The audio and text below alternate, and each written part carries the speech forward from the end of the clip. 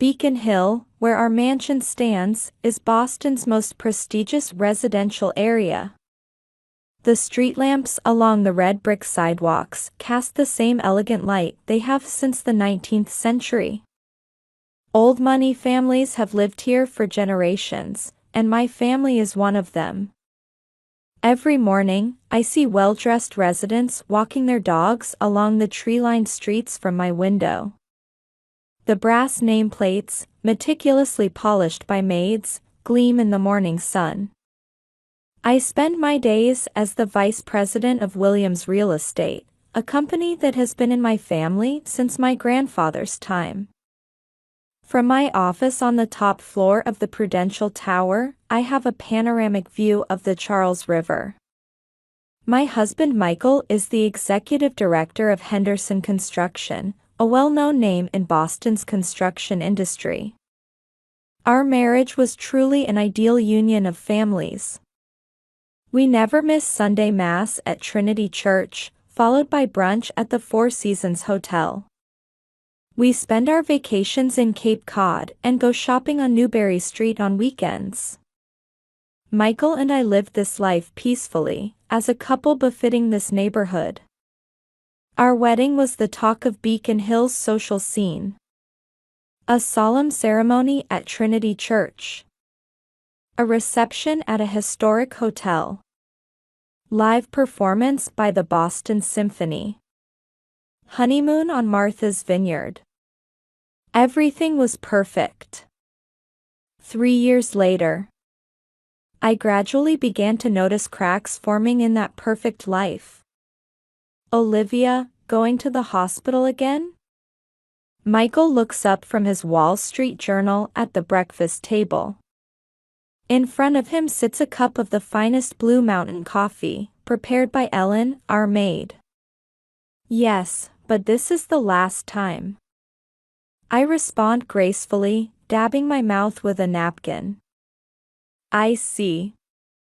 So you're giving up? At those words, I freeze for a moment. 2 years of fertility treatments. Countless tests and medications in the luxury suite at Massachusetts General Hospital. Each time, the hope of a maybe this time, followed by disappointment. With each monthly test result, I could feel Michael's eyes growing colder. I have my limits too. The silver fork trembles slightly. It must be something wrong with your body. Why don't you try other hospitals? I hear there are good specialists in New York. Michael's cruel gaze pierces my heart. Lately, he had been blaming me more and more for everything. Each time, my wedding ring felt heavier. In the midst of these quietly desperate days, I received a call from my sister April. I'm pregnant. Her voice trembled over the phone. But he ran away. April worked as a buyer for a luxury boutique, flying between Paris and Milan. My sister always lived flashy, both in work and love. I had never heard her voice sound so weak before. I immediately headed to our family mansion along the Charles River. Our parents gathered too, and it became a family meeting. In the study, Father frowned as he puffed on his cigar. April, don't worry. The whole family will support you. Mother nodded quietly at Father's words, touching her pearl necklace. However, that night, alone in my Beacon Hill mansion, an inexplicable anxiety crept into my heart. The whole family would support April. That decision must be right. Yet why was my heart so unsettled? It felt as if I was missing some crucial truth, and that anxiety enveloped me. The summer twilight cast shadows on the high-rise wing of Massachusetts General Hospital.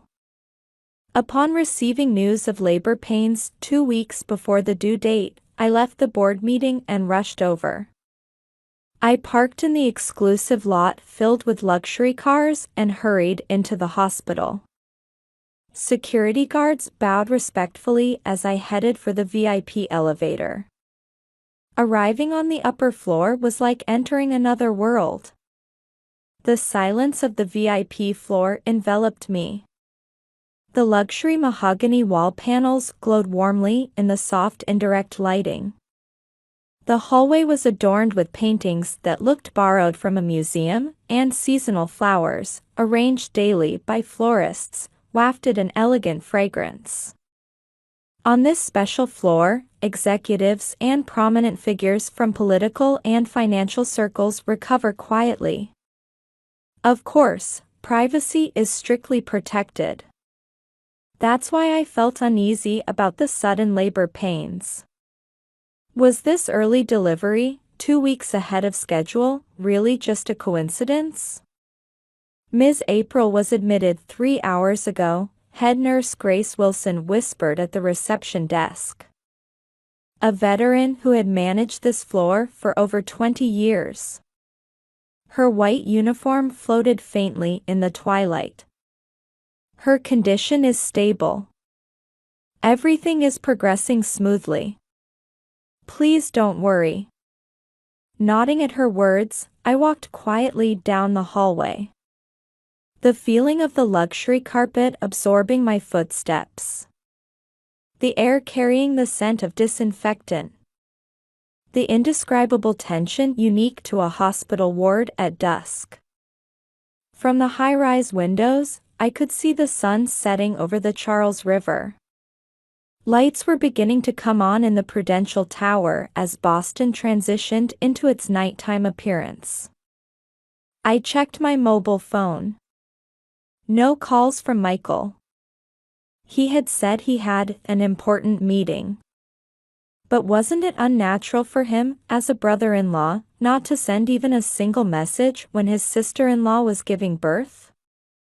As I walked along thinking this, I approached the luxury private room. A nameplate beside the door read Williams. I stopped and raised my hand to knock, trying to control my tension. That's when I heard it. Faint conversation from inside.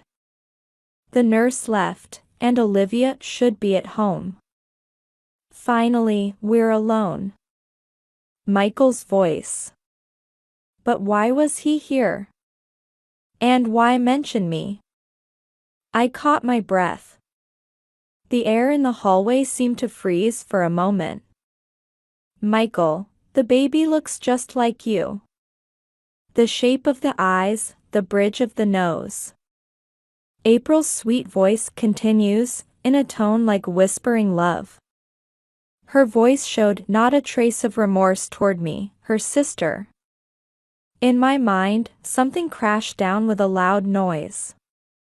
3 years of marriage. Trust relationships with family. Everything crumbled like a castle made of sand. But I still didn't want to believe it. Just as I thought this must be a misunderstanding, decisive words came through. Yes, it's my child. Finally, our child is born.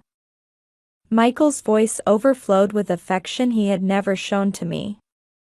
Olivia's just infertile junk anyway. I made the right choice, picking you. Now, our new life begins. My hand was already taking out my mobile phone before I realized it. My finger pressing the record button was strangely calm. In my mind, the past 3 years flashed by like a slideshow. Michael's sudden increase in business trips. Dinner meetings with clients that lasted until late at night. April's flashy new brand items. Chanel bags, Cartier watches. That charity party where they supposedly met by chance. And the endless demands for fertility treatments on me. Everything now connected to one truth.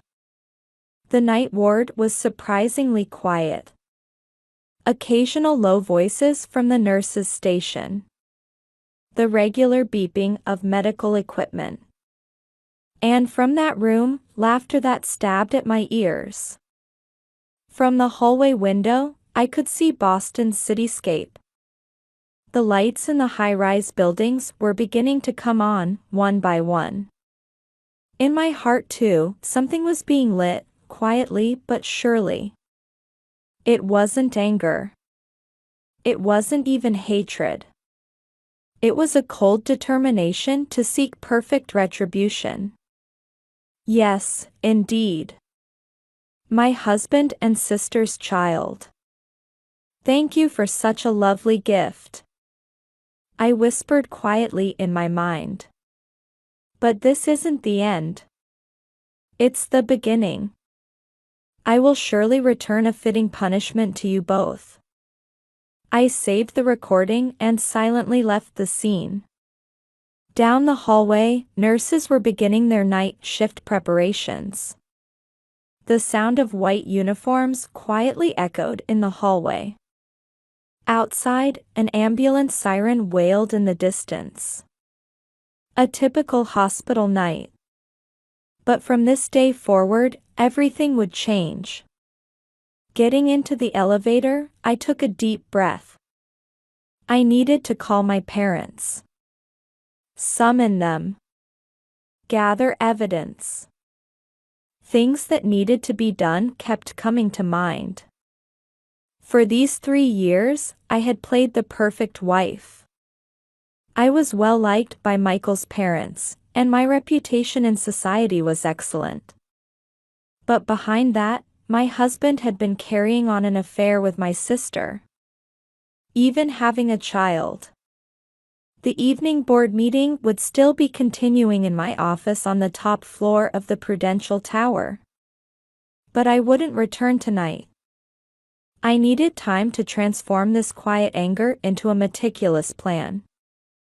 As I left the hospital, the security guard bowed deeply. I gracefully smiled back. My expression showed no disturbance. The refinement of upper-class society that I had cultivated throughout my life would now serve its purpose. Getting into my car, my hands gripped the steering wheel tightly. Through the windows reflected in the rearview mirror, orange light leaked out. In that room, the traitors were probably still enjoying their happy moment. The real fun is just beginning. I smiled as I started the engine. No need to return to the Beacon Hill mansion. Tonight, I would carefully craft my plan at the Four Seasons Hotel overlooking Boston Harbor. I greeted dawn in the top floor suite of the Four Seasons Hotel. Though I hadn't slept at all, my mind was surprisingly clear. On my smartphone's display was saved the conversation recorded last night. The first weapon in the battle about to begin. Father, mother, and Michael's parents as well, I'd like you all to gather urgently. In my first phone call of the morning, I spoke in a perfectly composed voice. The location, the drawing room of our family home overlooking the Charles River. Olivia, has something happened? Worry seeped into Mother's voice. Yes, I have important matters to discuss. Please come by 11 o'clock in the car I'm sending. The next call was to the Henderson family butler. And finally, to Boston's most trusted private investigation firm. All necessary arrangements were already in place. 11 o'clock, the family drawing room. Heavy curtains softly filtered the early summer sunlight. The scent of tea prepared by the maid wafted through the quiet air. Thank you all for gathering here despite your busy schedules. I bowed politely. Seated there were my father George and mother Eleanor Williams, and Robert and Martha Henderson. Last night, I learned some shocking facts. I took out my smartphone and played the recording. The conversation from the hospital room rang out clearly. The members of both families showed confused expressions at first. But as Michael and April's voices continued, their expressions froze. By the time the recording ended, the room's atmosphere had dropped to what felt like below freezing. Mrs. Henderson's face turned pale. My son, with his sister-in-law, even a child. Is this certain? Father's voice was low, carrying a dangerous tone. Yes. I've already requested DNA test results. Mother clutched her pearl necklace with trembling hands.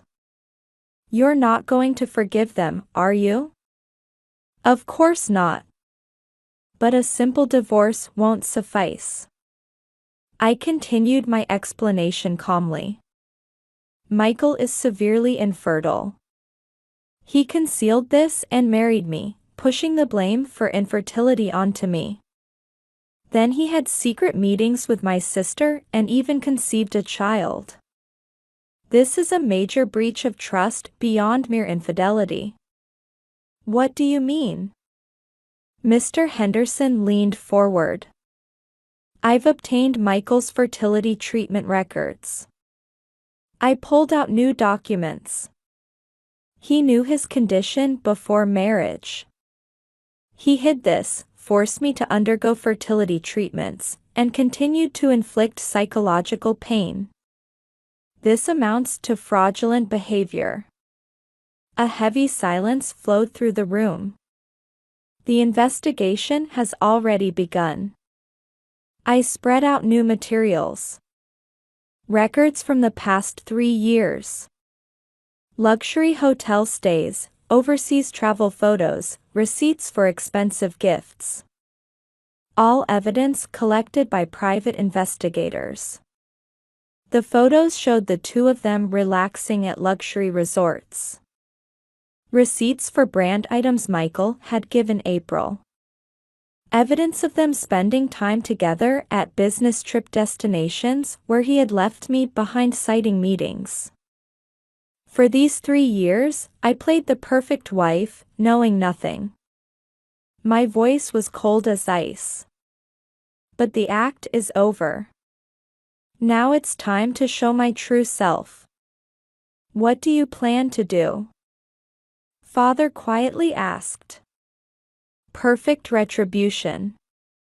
I took out a prepared plan. First, have Michael expelled from Henderson Construction. Simultaneously, halt all dealings with Williams Real Estate. The Hendersons exchanged glances. Next, immediate eviction from the luxury apartment I own. Stop all asset distribution to April. Their joint accounts are already frozen. That's not all, is it? Mother asked in an icy voice. No. This is just the beginning. I spread out new documents. Complete exclusion from Boston's real estate industry. Using Father and Mr. Henderson's connections to block all job transfers to other companies. April will also lose her position in the fashion industry. That's only natural. Mr. Henderson nodded gravely. No more mercy for the insolent ones who have brought shame to our family. Finally, a press conference. I showed the already prepared press release. A fraudulent marriage concealing infertility. An affair with a sister-in-law and a secret child. This will cause a huge shock in Boston's high society. It will be like a social death sentence. Father said with a stern expression. That's fine.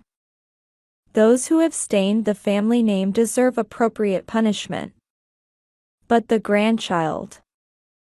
Mrs. Henderson said in a faint voice. Don't worry. I answered calmly.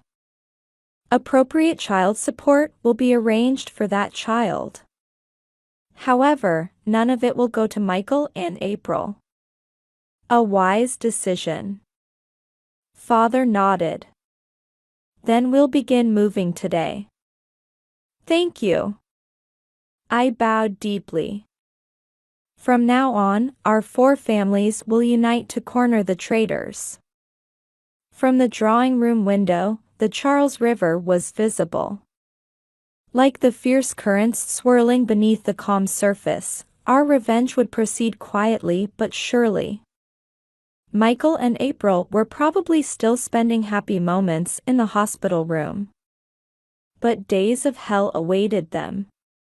An unimaginably harsh punishment. Now, let's put the plan into action, I said with a perfect smile. I look forward to seeing how much your son and daughter will have to pay.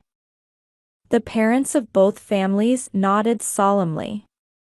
This wasn't mere revenge. It was righteous punishment to protect the family's honor. That evening, I headed to the finest detective agency. A former FBI investigator who had served on Presidential Protection Detail promised perfect evidence collection. The cost was enormous, but that wasn't an issue. We'll gather everything necessary. The detective undertook the task in a calm voice. We'll deliver perfect evidence of the affair, all the betrayals. Night deepened. The streetlights reflected on the Charles River shimmer on the water's surface. I looked down at that scene from the high-rise window. 1 week later, I put my perfect retribution plan into action. Like moving chess pieces, each move carefully calculated. The first strike began at Michael's workplace. Vice President, you called for me? Michael appeared in Henderson Construction's executive conference room with his usual confident expression. However, that expression didn't last long. Michael Henderson, you are immediately dismissed from the position of vice president, his father-in-law Robert announced in an icy voice. Simultaneously, the board has voted for your expulsion from the company. What kind of joke is this? The blood drained from Michael's face. Father, what is this? This is no joke. Robert threw down a document. Evidence of your affair. And evidence that you concealed your severe infertility before marriage. It's all here. The air in the conference room froze. Furthermore, it's been discovered that you used company expenses to buy gifts for your mistress. This constitutes breach of trust. Robert's voice rang cold. We won't report this to the police. That's our final mercy. That afternoon, Michael's personal items were packed in cardboard boxes, and he left the company escorted by security guards. No trace remained of the former vice president. Just a man in disgrace leaving the high-rise. The next strike was aimed at April. Ms. April Williams, I regret to inform you that you are terminated effective immediately. The HR director of the luxury boutique announced coldly. We've determined that the discovery of your inappropriate relationship severely damages our company's image. But Despite April's protests, her security card was confiscated, and she was locked out of the office. Paris collection planning documents still lay spread out on her desk. And then, the most effective strike was delivered. You must vacate by the end of today. The luxury apartment manager conveyed in a businesslike tone. Direct orders from the owner. Please wait. The rent, all surely. This isn't about rent. It's the owner's decision. The luxury apartment where Michael and April had been living was actually one of my properties. They were forced to move out that very day, barely given enough time to pack their belongings. What is the meaning of this? April stormed into our family home. "This is your doing, isn't it, sister? Why would you do such a thing to us? You have no right to speak." Father's stern voice echoed through the drawing room. "How dare you take such an attitude, you who have brought shame to the family?" "But the baby?" "No need to worry. Sufficient child support has been arranged. However, none of it will pass through your hands," Mother announced in an icy voice. The punishment continued. Michael's name was completely erased from Boston's real estate industry. Using father and the Henderson family's connections, all paths to employment at other companies were blocked. Similarly, April was barred from finding new employment in the fashion industry. Their bank accounts were frozen. Credit cards suspended. Luxury cars returned to the leasing company. Mobile phone contracts terminated.